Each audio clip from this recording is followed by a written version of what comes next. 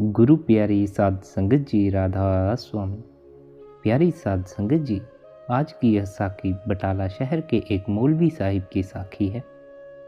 एक बार बटाला की एक मुसलमान महिला जिसका नाम बीबी हशमत था, कुछ सत्संगी बीबियों के साथ संयोगवश डेरे आई। कुछ दिन सत्संग सुना और जाते समय महाराज जी से नाम भी ले गई। नाम लेते समय जब उस बीबी ने बताया कि वह मुसलमान है तो हजूर ने पूछा, बीबी, तेरे घर वाले तुझे परेशान तो नहीं करेंगे? उसने बड़ी दिलेरी से जवाब दिया, मैं तो रब का नाम ले रही हूँ। रब का नाम लेना कोई गुनाह तो नहीं है, भला मुझे कोई क्यों परेशान करे? हजूर उसके जवाब से बहुत खुश हुए और उन्हें नाम दे दिया। वह बीबी हिम्मत वाली और मेहनती थी। वापिस घर आकर बड़ी लगन के साथ नियम पूर्वक भजन सिमरन करने लगी। असल में तो भजन सिमरन और अभ्यास है भी मेहनती लोगों का काम। नाजुक मिजाज और कमजोर दिल वाले क्या भजन करेंगे? भजन तो मन को रोकने और जवानी की मौत मरना है। बीबी हशमत ने खूब मेहनत की। उसने अपने घर में मांस मछली बनाने से भी इनकार तक कर दिया। सतगुरु की कृपा से उसके पति ने भी कोई खास ऐतराज नहीं किया और घर में शांति बनी रही। जिस बाग में हशमत बीबी का पति काम करता था, वहां एक मौलवी रहते थे। एक दिन पूछने लगे कि बहुत दिन से हशमत बीबी को नहीं देखा, क्या सब राजी खुशी है?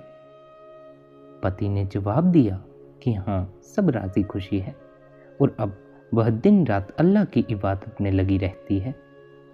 बातचीत में मौलवी साहिब को पता चला कि वह मांस और अंडा नहीं खाती और उसने एक सिख महात्मा को अपना गुरु बना लिया है। मौलवी और पंडित तो शरीयत और कर्मकांड के कैदी होते हैं, वह भला इस बात को कैसे बर्दाश्त करते? मौलवी साहिब ने उसके पति के कान भरना शुरू कर दिया। धीरे धीरे उसके दिल पर मौलवी साहिब की बातों का असर होने लगा। घर में अशांति पैदा हो गई और हशमत बीबी को घर वाले परेशान करने लगे। कुछ दिन बाद बात यहाँ तक बढ़ गई कि मौलवी साहिब ने कह दिया कि इन दोनों का निकाह ही कायम नहीं रह सकता और हशमत बीबी के पति को चाहिए कि उसे तलाक देकर घर से निकाल दे। हशमत बीबी बाल बच्चों वाली प्रौढ़ स्त्री अब करे तो क्या करे और जाए तो कहाँ जाए? बहुत दुखी और परेशान होकर गुरु के पास आई और आंसू भरे नैनों से हजूर को सारा हाल सुना दिया। हजूर ने उसे दिलासा दिया और फरमाया, कोई बात नहीं, भजन सिमरन करती रहो। पति को मिठास से समझाने की कोशिश करो और उनके कहने के अनुसार काम करती रहो।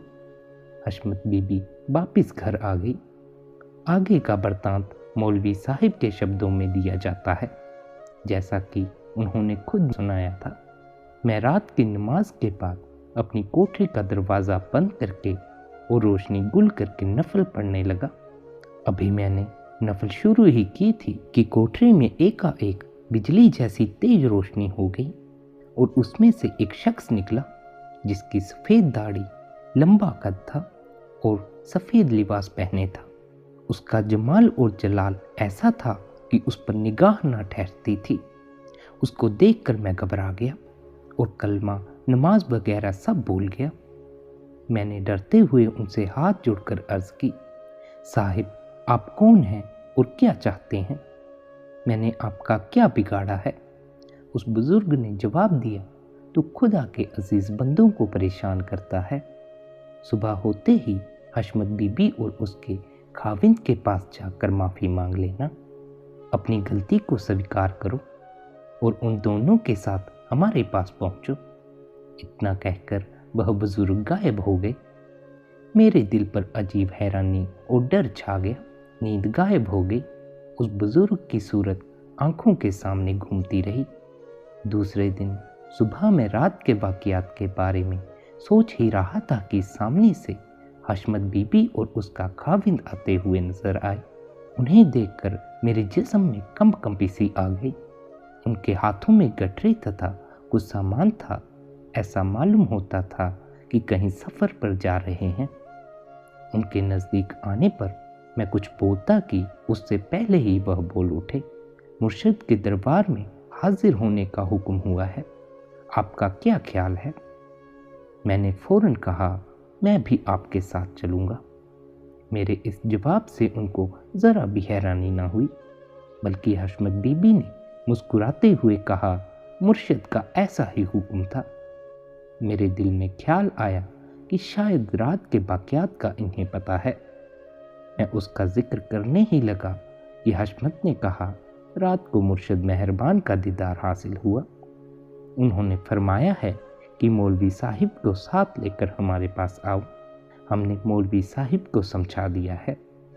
अभी हम डेरे से कुछ फासले पर ही थे कि हजूर महाराज साहिब चंद सत्संगियों के साथ आते हुए दिखाई दिए।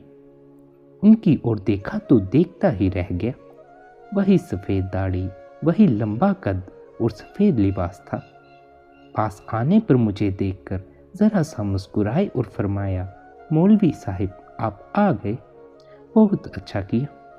हशमत बीबी व उसके खाविन ने महाराज जी के सामने सजदा किया, लेकिन महाराज जी ने पैर पीछे हटा लिए। मैं किसी इंसान का सजदा करना धर्म के खिलाफ मानता था, लेकिन उस वक्त मैं अपने आप को भूल चुका था और उस फ़कीर का रोब कुछ ऐसा था कि मेरा सिर खुद ब खुद झुकता चला गया। हैरानी की बात यह थी कि महाराज जी ने अपने कदम भी पीछे ना किए। मेरे सिर का कदम मुबारक को छूना था कि मुझे अपने आप का होश ही ना रहा। एक न बयान की जा सकने वाली खुशी दिल पर छा गई। हुजूर ने फौरन अपने हाथों से मेरा सिर ऊपर कर दिया, लेकिन मेरा दिल चाहता था कि उन कदमों में लिपट जाऊं। हुजूर ने मुझे एक मुसलमान सत्संगी मियाँ चिरागदीन के हवाले कर दिया और कहा, यह हमारे पुराने वाकिफ़ हैं, इनका अच्छी तरह ख्याल रखना है। मगर मेरा अब ख्याल क्या रखना था। मैं तो मियाँ चिरागदीन की कोठरी में पहुँचते ही चारपाई पर लेट गया।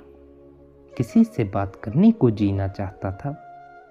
दूसरे दिन मुर्शिद कामिल ने हमें नाम बख्शा और 14 लोग का हाल प्रकट कर दिया, हकीकत के रास्ते पर लगा दिया। समझते क्या थे और असलियत क्या निकली। फिर अब तो आपके सामने भला चंगा बैठा हूँ। बस अब मुर्शिद ही सब कुछ है, उनके अलावा और कुछ नहीं। राधा स्वामी जी।